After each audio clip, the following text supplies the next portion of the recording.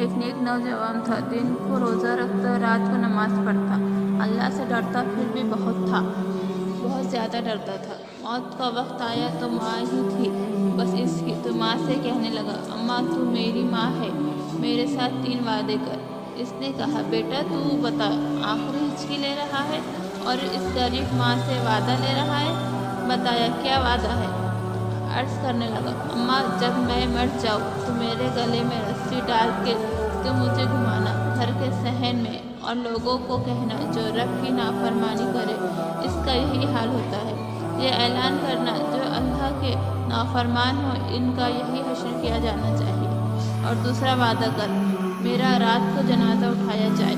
मैं नहीं चाहता कि किसी के मुंह से ये लफ्ज़ निकल जाए कि वो देखो अल्लाह का नाफरमान जा रहा है, रात को मेरा जनाजा उठाना। और तीसरा वादा कर के लोग मुझे दफन करके आ जाएंगे तो तू मेरी कब्र पे चली जाना। अमल मेरे पास कोई नहीं, पर मुझे लगता है माँ की कदमों की बरकत से अर्श का मालिक भी रहम फरमाएगा। अम्मा तू वादा कर। माँ ने वादा कर लिया। कहा, बेटा ठीक है, अगर तेरी यही जिद है तो मैं तैयार हूँ। फिर इसने कलमा शहादत पढ़ा। इस नौजवान की रूह कब्ज़ हो गई।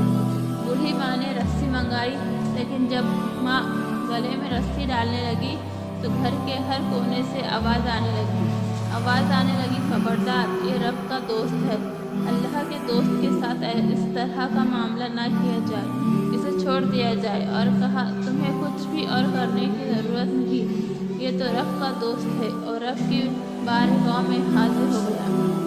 हज़रत मोहम्मद सल्लल्लाहु अलैहि वसल्लम फरमाते हैं, एक शख्स मरने लगा तो अपने बच्चों से कहने लगा कि मैं जब मर जाऊँ तो मुझे जला देना और फिर मेरे जले हुए वजूद को पीस देना, फिर मुझे हवा में उड़ा देना।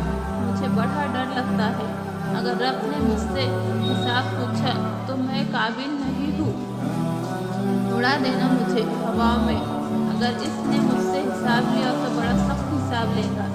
इसके बच्चों ने ऐसा ही किया। इसके मरने के बाद इसे जला दिया, हवा में उड़ा दिया। अल्लाह के महबूब सल्लल्लाहु अलैहि वसल्लम फरमाते हैं, रब करीम ने हुक्म दिया ज़मीन को कि इसके ज़र्रात को जमा करो।